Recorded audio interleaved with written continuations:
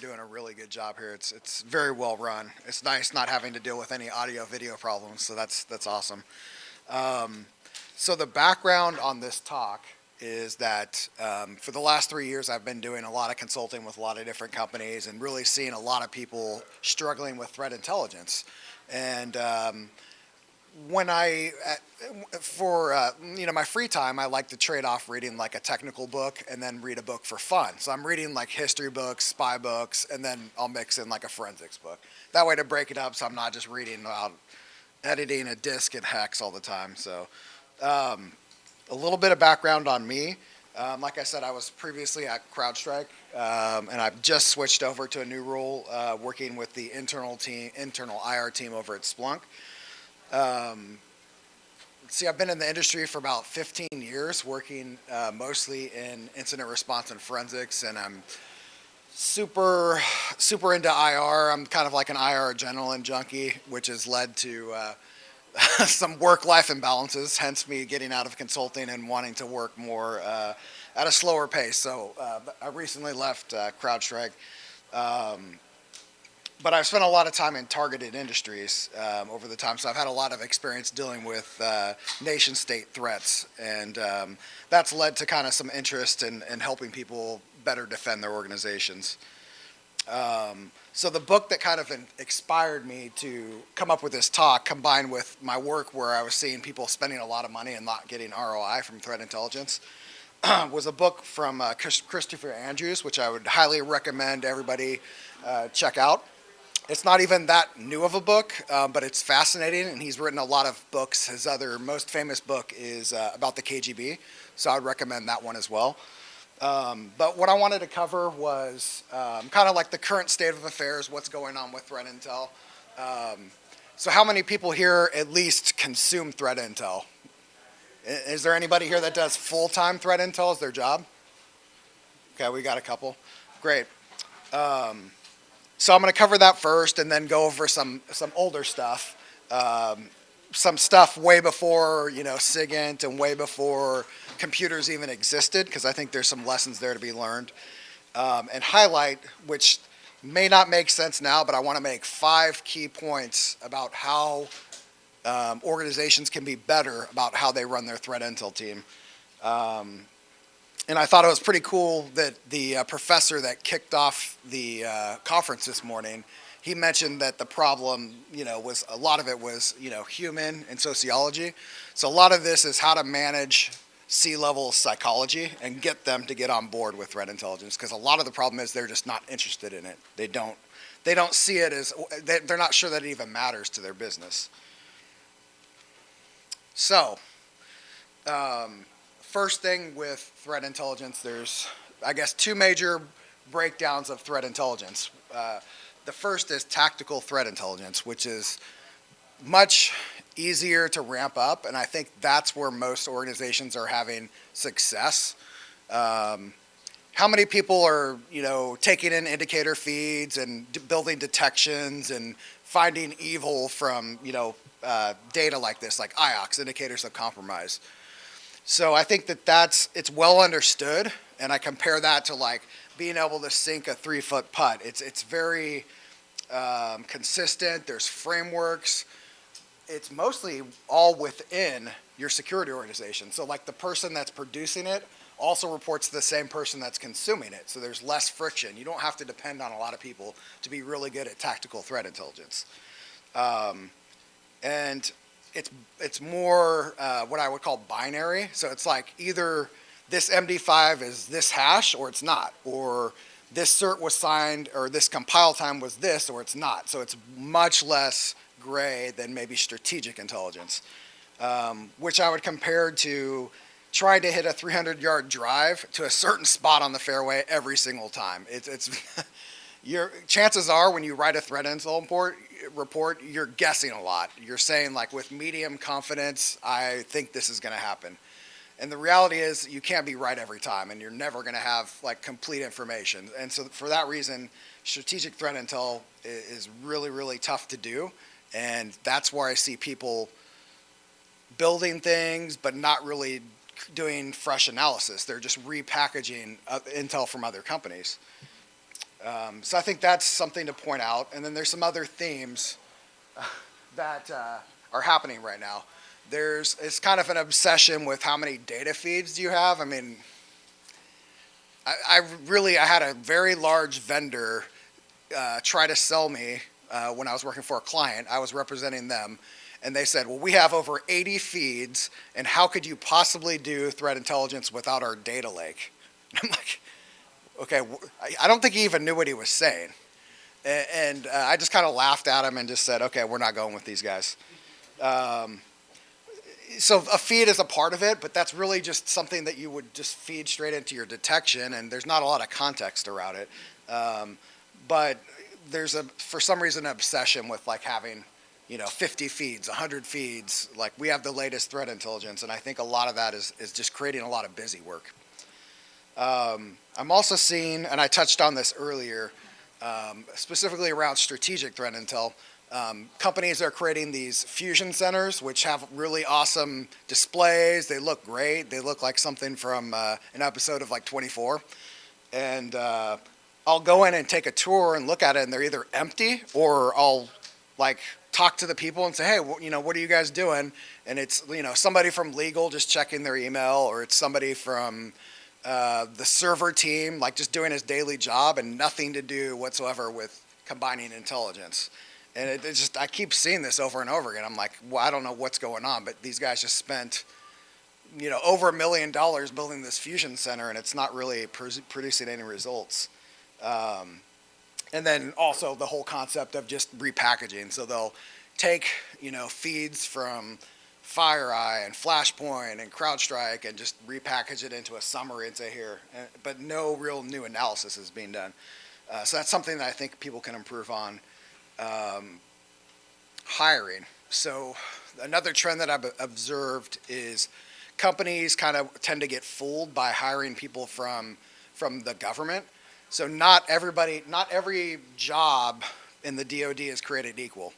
So one company that I work with, they hired a person to lead their computer incident response from the DoD, but he was doing like fire incident response or environmental incident response. And of course, he flamed out and didn't last more than a year, but they were totally, in love with, we're hiring an ex-DoD guy, but they didn't really vet and understand, there's different MOSs, or there's different roles, and you need to make sure you find it like an actual analyst who is, looking at data and creating fresh reports. And I think generally, I don't think the work product is very good, and it probably goes out to all the threat intel vendors too. I don't know how people perceive this, but I don't think a lot of the reports that people get either from vendors or that they do internally is all that. Does anybody have any different experiences, or has anybody like found a vendor that they think is all? Yeah, so I think most people are kind of like, Yeah, it's like, yeah, so Flashpoint has some good stuff. And I've heard, I think, what was the company that FireEye bought? Eyesight. I heard Eyesight had a really good portal. Somebody told me that, but I don't know what it's like now. Darktrace? What's it called? MAS 360. Okay, I'll have to check that out. But yeah, so that's a kind of like a survey of some of the issues that I've been seeing.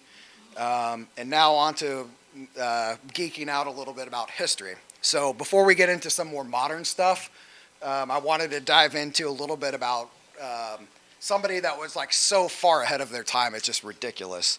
So that quote up there was from George Washington, and I'm like, how did he back then even understand this? Like, he understood that, you were going to combine all these diverse sets of intelligence that separately don't mean anything, but when you put them together, he was able to determine, what the British were doing and where to move his forces. He was able to, basically, when he had already been beat back and had less troops, he was floating misinformation to the British to inflate his troop totals so that they didn't attack him. And he did this on multiple occasions where the French were coming into land, and join the Revolutionary War. And what he did is he sent a courier that was captured to make them think that his forces were going to attack New York, and that allowed the French army to land safely and not get attacked. So it was a huge turn in the war that played out over and over again. And if you've ever heard of this show on AMC, I think it's maybe in season 3. I've only watched season 1, but it was pretty awesome. It talks all about this, and he came up with this spy ring that was called the Culper spy ring, and he named that after the county that he lived in. It was Culpeper County in Virginia, so he just named the spy ring Culper. So all throughout this time, he was, using his intelligence, mostly military intelligence, to basically beat out a superior military. And when he finally came into office as president, he set up the first, first formalized Secret Service to do intelligence operations. And after 3 years, his little Secret Service thing was already 12% of the budget, the federal budget, which is, if you compare that to today, that's pretty massive. But it turns out that was really short-lived, because after he got out, none of the people that came after him were all that interested in threat intelligence. And then by the time the next war broke out in 1812, it was all the way down from 1 million to 50,000 a year. And that led to some issues for them being ready. So can you guys see that text, or is it just too small for you back there? Too small? Okay, sorry about that. So from this era that I'll call the isolationist era, there was a lot of nothing. There was a lot of presidents that really just didn't get intelligence. But there's some interesting stories that came out of this time. Most of the focus was on generals having their own spies. So each little army had their own little intel force, nothing centralized, nothing coordinated. But there's a funny story that actually, I guess, isn't so funny when you look at it together. But during Abraham Lincoln's inauguration, there was a death threat on his life. And he traveled with a guy named Pinkerton, which, if you've ever heard the Pinkerton Agency, that's still around today, helped protect him and smuggled him into the city so he wouldn't get assassinated. But during that time, when he came into the city, he was dressed up like a woman. And the press got a hold of that and just started making fun of him. Well, it turns out, ever since they made fun of him in the press, he's like, well, I don't want all that security, leave me alone, just let me do my thing. And of course, then he got assassinated in the theater because he didn't pay attention to his own personal security. Something else interesting from that time, that the major form of communication in SIGINT during that time was the telegraph. So Lincoln used to hang out there, and they actually had 3 code breakers that cracked the Confederate codes and allowed them to bust up some counterfeiting that was going on. But they called them the Sacred 3, and they were only 17, 20, and 23 years old. That's how old they were, and they were breaking codes, so that's pretty interesting. And of course, intelligence played a role in the Gettysburg battle as well, where they were able to predict when the Confederates were going to attack. Now, during this time, if you take a step back, the U.S. had nothing, no foreign intelligence, no real capability, but French, Russia, Germany, all their peers had code-breaking capabilities, and they were reading everything. All of our State Department traffic from our embassies, they were able to read this. And the British had something called Room 40, which eventually became Bletchley Park, which is the modern-day GCHQ. And that started all the way back then. Another cool thing about, this time about World War I, I know when I was in school, I was taught that the reason that the U.S. got into the war was because they sank the Lusitania, and that drew us into the war. But that was actually 2 years before the U.S. got into the war. The reason that we got into the war was actually the Zimmerman cable, which was a SIGINT intercept, where Germany was plotting to have Mexico start a second front and attack the U.S. And that was 2 months before we got into the war, or actually less than 2 months, and we were in the war because of that. So that's one thing that I think like the history books probably need to be updated for that. Let's see. A lot of the presidents just had no clue. So along that theme of this time where it's just isolationists, Woodrow Wilson, and this is, during World War I, everybody's fighting. He didn't even believe or understand that everybody was spying on each other. He had no clue, and he admitted this publicly. But following that, they finally stood up what was the precursor to the NSA, which was a team called Black Chamber. But that only lasted 10 years, and because there was no, existing war, they ended up shutting it down. And of all the people, probably the one that people would say would probably be the most inept about foreign affairs and military intelligence, Truman. He actually didn't even know what he was doing at the time. I think he was duped, but he signed all the major directives that established, what would become the CIA, the NSA, all those capabilities, the National Security Council. They weren't called exactly that at the time, but he was the one that established it. And in his memoirs, he didn't even want to admit that he did it because he thought it was like ungentlemanly. He didn't understand that countries were doing this and spying on each other. So this is a long time from Washington to World War II, where all these countries were way more advanced in code breaking. They were stealing our secrets. They were light years ahead of the U.S. And so we got a pretty late start to the game. And I think a lot of that was just because of the isolationists. Most people just thought we were on our own here and didn't need to be involved in any of the European or Asian, conflicts. So the first thing that I wanted to touch on is a concept about when we're trying to present intelligence to leadership is failure of imagination. They're never going to want to admit that something can happen. Let's think of like Crypto Locker or WannaCry, right? If you would have told them that before that occurred, you would have people swearing up and down that our manufacturing network is air-gapped. There's no way that we could get crypto lockered, until after the fact. Then they see it, and then they're all of a sudden like, oh, okay, I get it now. This is a real threat. They can't imagine it. And I think that that's what we have to do as people that have to sell threat intelligence and build a successful program. We have to help leadership understand, like, these are real threats, and you can't just think of what you know. You have to worry about things that you can't even comprehend that exist. There's this whole timeline, so I apologize for the wall of text. But leading up to Pearl Harbor, so it's, I think, considered the biggest intelligence disaster for the U.S. In September 1940, we had already broken Japan's code. In May 1941, they knew we broke it, but they thought that their special purple machine was okay. It was just some of their code, so they kept using it, even though they knew we were getting some of their information. And then there's this bizarre thing. So everybody knows December was when Pearl Harbor occurred.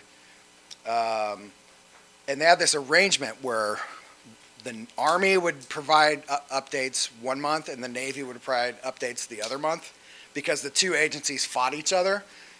But it turned out November, the month before Pearl Harbor, the Army decided they weren't going to deliver updates. So pretty bad timing there. So the Navy, I think, tried to keep giving them information, but it wasn't their job to do it. November 5th, Japan actually decided that they wanted to make the invasion. Okay.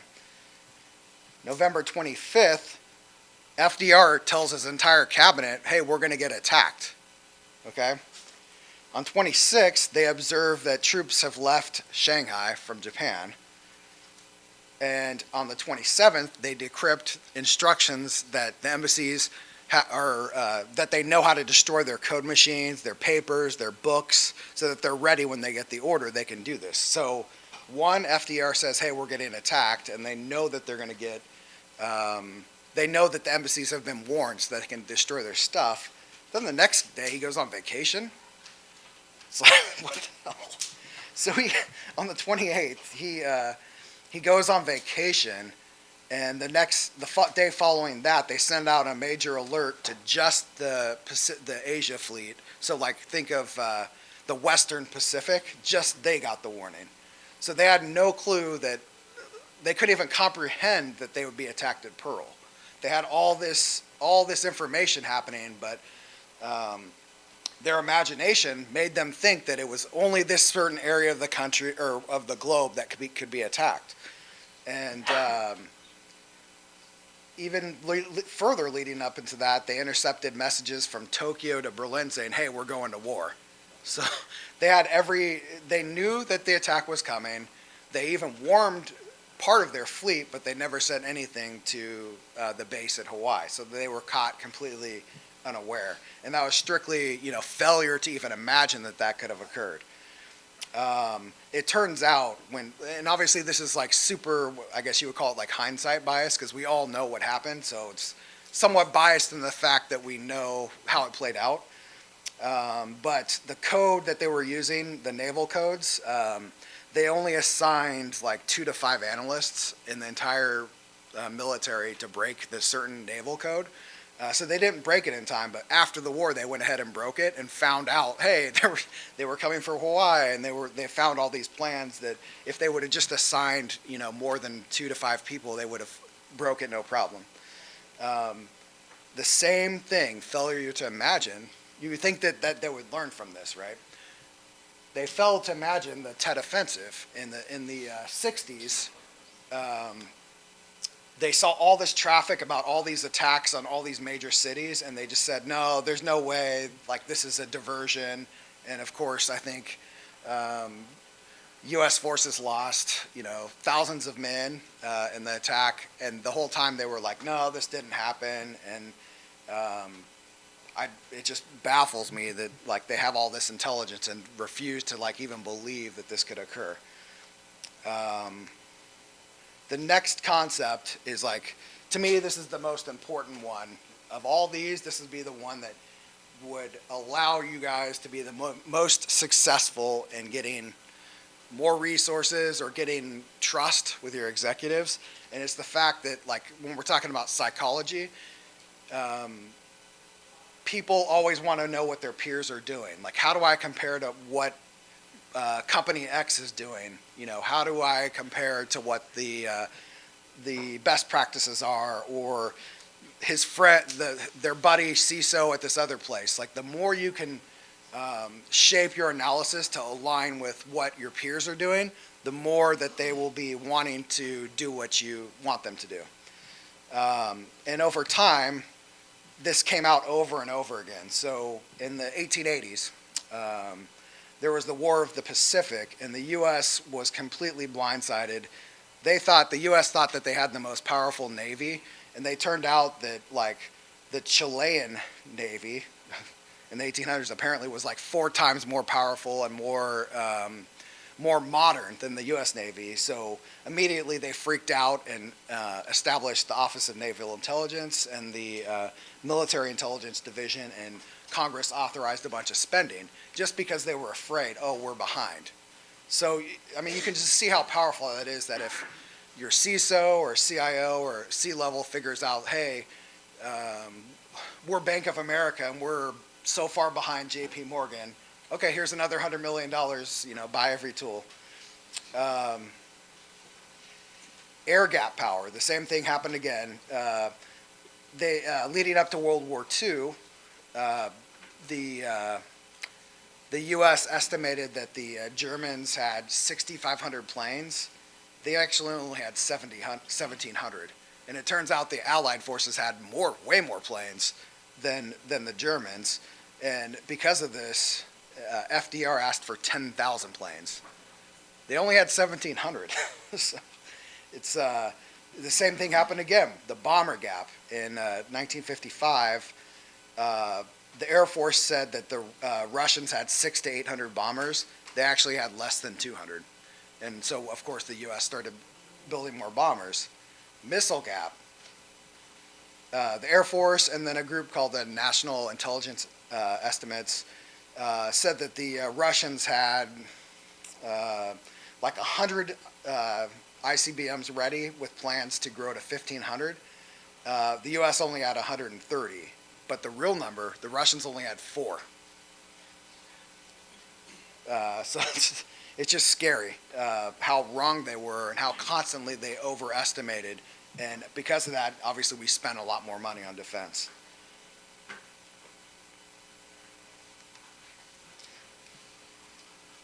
Here's another thing to be worried about with your intelligence program, and it's overestimating your capabilities. So especially like when new leadership comes in, and you've got to go report to them and say, like, here's our capabilities, here's what we can do, because they're like, I don't know you, what do you do, what can you do for me?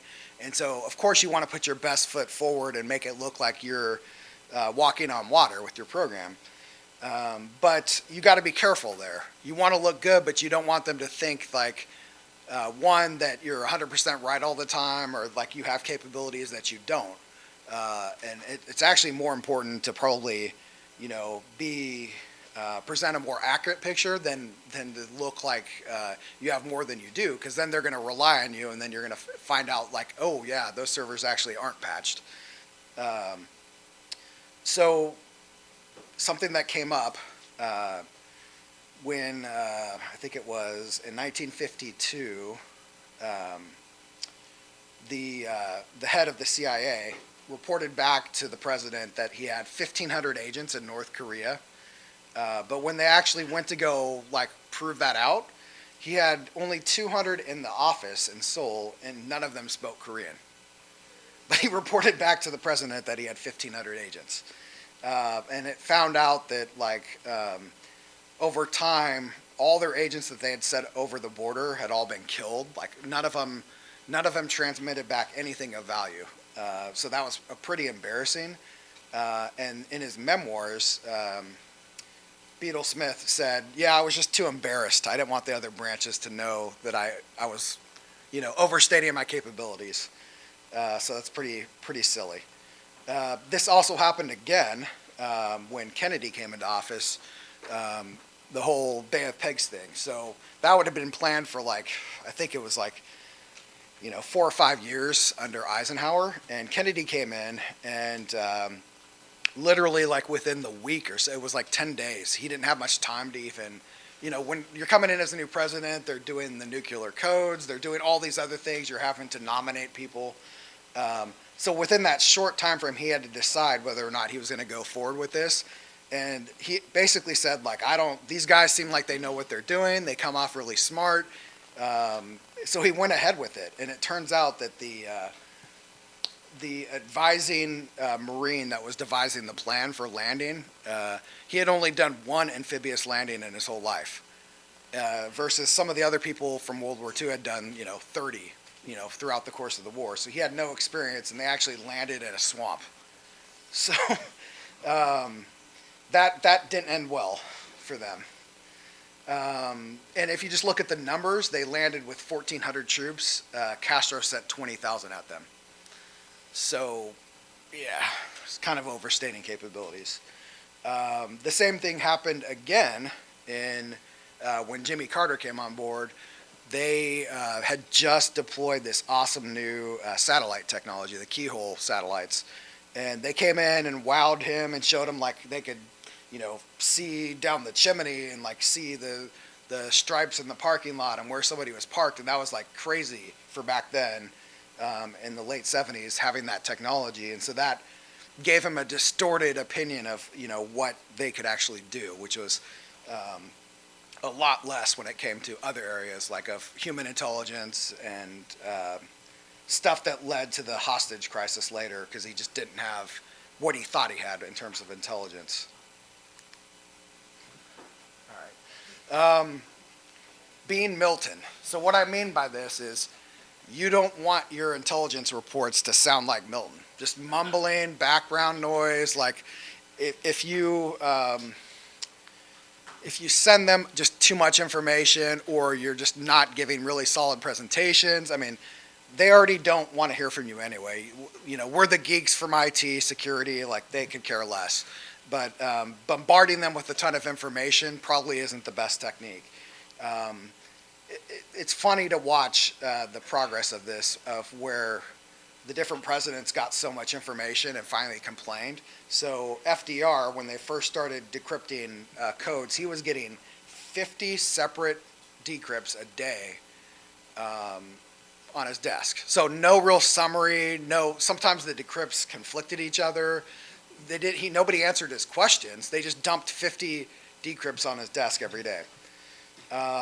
Finally, in 46, Truman just flipped the lid and got pissed off and says, "Give me a summarized brief." So from then on, they got like an actual summary, because it just, that old way wasn't going to work, right?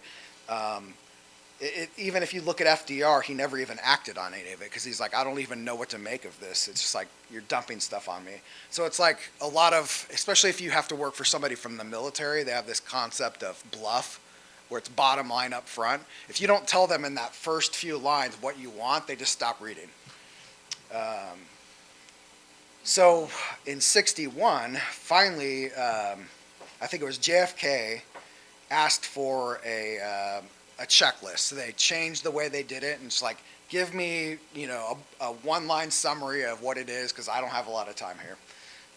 And he would get it every morning with an analyst to actually answer his question. So JFK actually, I think, worked for a time in O&I, so he actually had a little bit of a background with the intelligence. And he actually was a good consumer. He would tell them like what I like and what I don't like, versus FDR never said anything. That was, I think, a good time, at least from the CIA's perspective, because they had somebody that was listening to them. Now, then you have LBJ. So he came in, and he actually secretly thought the CIA sabotaged him. So he basically, from day one, hated these guys. And so the president used to get daily updates. After 10 days, he just said, nope, I don't even want updates from you guys. And then finally, he's like, I just want one page, and I want it before I go to bed. So it's not like you're starting the day off and you're going to take actions. This is something what do you do with something you get before you read, before you go to bed? Forget. So the only feedback they ever got from him was one time the report was 2 pages and he complained. And then a funny story about Carter. So he was getting all this intelligence, but he was getting so much, he literally had to take speed reading classes because it was taking him too long to read. So I think, you know, this is another important concept, that we need to be brief and have high quality in what we communicate from intelligence. You know, if something can be summarized in 4 bullet points, then do it. A 20-page report, you're going to lose. Executives don't want to read that. Like, they're 1 paragraph tops, and then they're out. Another cool thing another thing we need to be cognizant of with our threat intelligence program is what you can call politicized intel, or basically forcing the intel to match your view. So I would say that anybody that's ever been a consultant and has to deal with lawyers understands this concept really, really well, where they will sit there and say, nope, you didn't find that. That's something don't put that in the report. Like, that ain't happening. They want to shape, you know, what you're going to report or what you believe to fit their narrative. And there's a long, long history of this happening. Obviously, the movie The Post right now, has anybody seen that? It was pretty good. It tells a story about the Pentagon Papers and stuff that really happened during LBJ but blew up during Nixon. But starting off back with Teddy Roosevelt a long time ago, he would tell his Office of Naval Intelligence, like, just straight up, like, you have to lie about our numbers. You just need to give me intelligence that shows that we need to rebuild our Navy. and he was obsessed with battleships, and he said, we need to build more battleships. Well, by the time the war broke out, which was, I think, the Spanish-American War, the U.S. was actually short on destroyers because he forced them to build so many battleships. So it really messed up like the naval capabilities. MacArthur, he actually didn't want to even listen to any of these. So he had all this signals intelligence that China was going to attack. So if you know the story of North Korea, MacArthur basically drove all the way up to the border of China and North Korea, and he thought everything was good, and he kept getting all these reports saying China's getting ready to attack you. It's not like an army of 200,000 Chinese is hard to see, right? That's a lot of people coming at you, and you have aerial surveillance. So he was getting all these reports, and he refused to believe it, and of course they attacked and drove them back. Same thing with Eisenhower. He put together his own little intelligence, or his own commission, to create a study that said we need more covert action. That was their goal. Like, it wasn't an actual study. He's just saying, this is what you will determine. Give me a report. And of course, he went on and probably directed more coups and more government, sabotaging elections than any president at the time. And then I won't even, the last one here, I thought something that was interesting was that during the war, LBJ didn't want to hear anything that was against the war. He only wanted to hear intelligence that supported his viewpoint. So he didn't listen to anybody on the National Security Council. He just went and had lunch with his guys on Tuesday, and that's how they set Vietnam policy. So it's pretty scandalous, some of the things that have happened. Okay, so for time, let's recap. Failure of imagination. So we need to really focus when we're trying to communicate threats to leadership. Embrace what ifs. So even though they may say, or even IT may say that's impossible, we have two-factor. Well, maybe not. Was two-factor there 3 months ago, or what about this new business you just acquired? So we really need to talk about what ifs. Well, let's just assume that it does happen and walk through that scenario. What would we do? Tackle all the unknowns. What do we not know about our business? What can hurt us? Just talking to people and learning more about the business, and then communicating where your risks are can go a long way. Because the last thing you want is a leadership team that thinks that they're invulnerable, or they have best-in-class security and nothing will ever happen to them. The second point, I can't emphasize this it's just been very successful for me. So I would assume that it would work for you guys, but just the fact of, competitive intelligence, that's already a thing today. So all major companies probably have a big competitive intelligence team that's giving them business intelligence and SAP and all that stuff. They're already making big investments. So the more you can slant your threat intelligence to be well, this is how our peers are doing it, or competitors, the more I think gains and more trust you can build, I think, because they tend to take that, they overweight that for some reason. Obviously, never overstate your capabilities. That's a pretty easy one. In order so that you don't just sound like noise and get ignored, you're not going to want to send reports every single day. You're not going to want to do that. Choose quality. So one single quarterly briefing that's really well done can be way more powerful than, every day sending them little briefs of stuff that they don't read. It just becomes background noise. Politicized intelligence. I mean, obviously you want to maintain your integrity here. It's hard to do. People can put a lot of pressure on you. You might have options on the line. There may be all these things where you might just say, hey, the easiest thing is just to go along with it. And, everybody just has to make their own choice about what they do there. But I think the best thing would be to just say, here's the facts, and you could do with it whatever you want. And there was a really good example about how to do this. So the Central Intelligence DCI Holmes, remember when I told you that LBJ, and I think Nixon too, they both hated the CIA. So his approach was, I'm not going to comment at all on policy. I'm just going to give you the facts. And his goal was to build trust. So he focused on building trust with that person. And then his point was, once I built up the trust, he didn't want to comment on like, should I do this? They just said, here's the data. And that built up that trust. And then he also recommended, like, when he was talking to, I think it was LBJ, like if he didn't get his point across in 60 seconds, he lost. So like the longer he took to get his point across, the less likely it was that he was going to even convince anybody of anything. So and I thought that was really good because he turned that relationship around and actually became effective after he built up trust.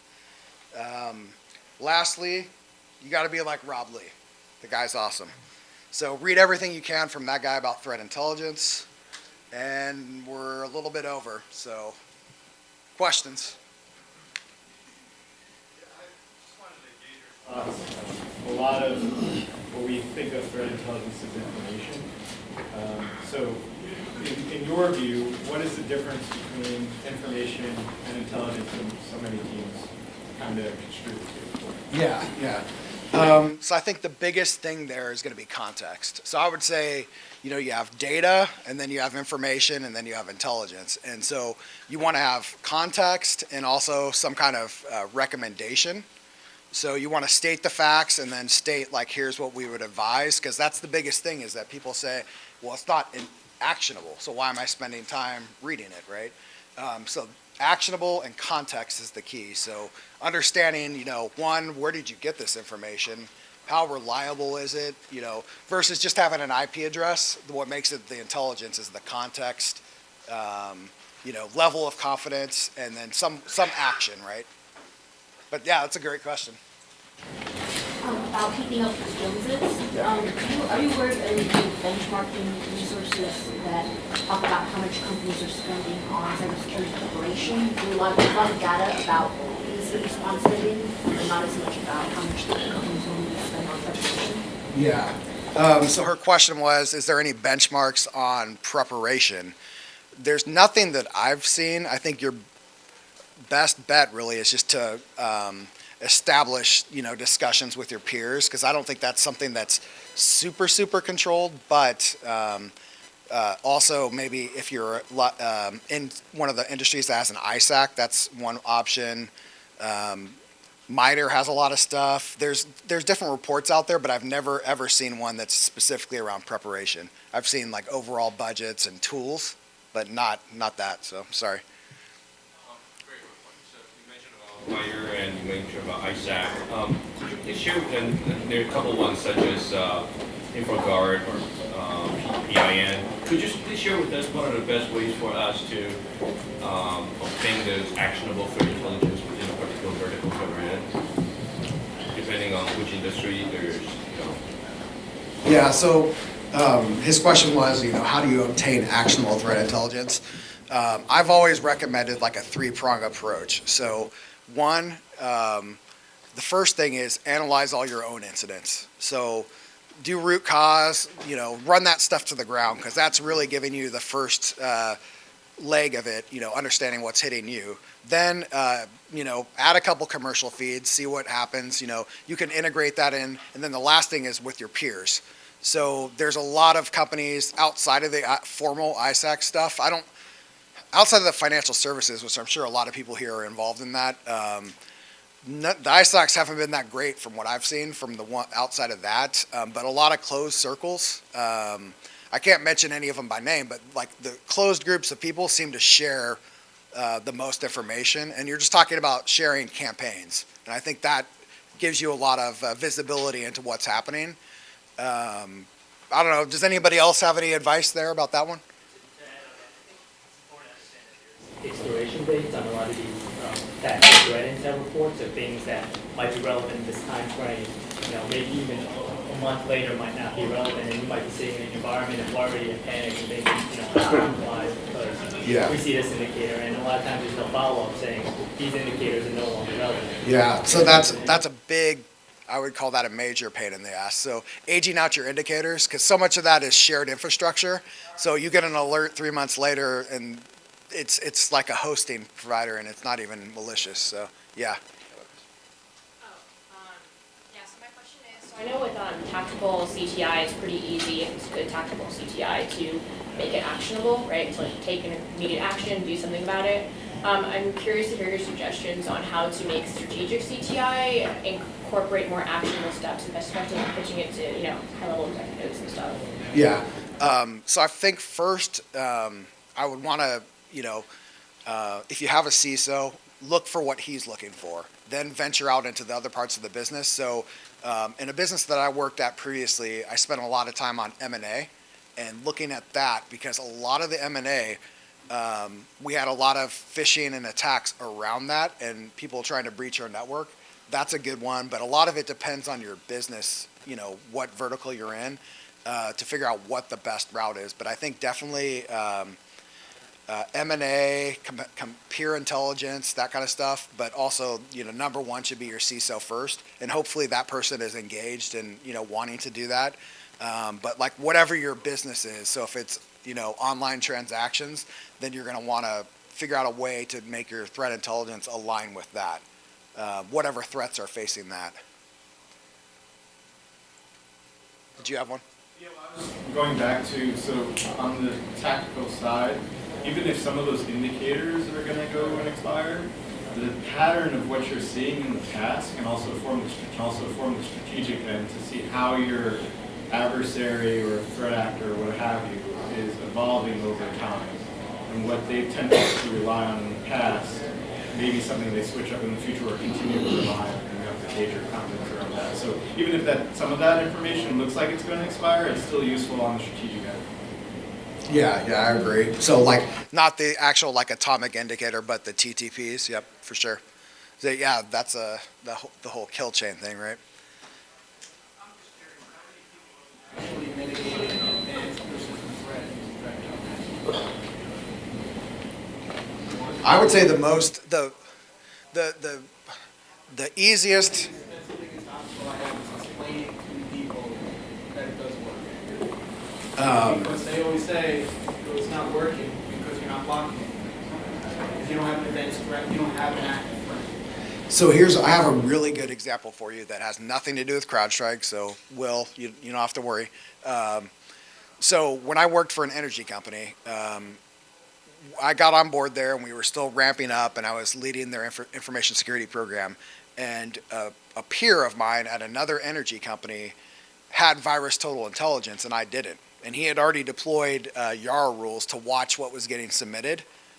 He pinged me like on, what did he ping me on? I think it wasn't Slack. It might have been Twitter that he pinged me. And he's like, hey, I don't know if you saw this yet, but somebody's making a run at you. And I was like, what? And he had already seen it because the threat actor was testing his tool that had the strings of our company's name. That rule fired, he told me. I saw it a day and a half later. And so we were prepared. We blocked it already. And I thought that was probably the best example right there of like just no brainer. Like you've got to do something there to stay ahead of the threats. We're out of time, but All right, thank you.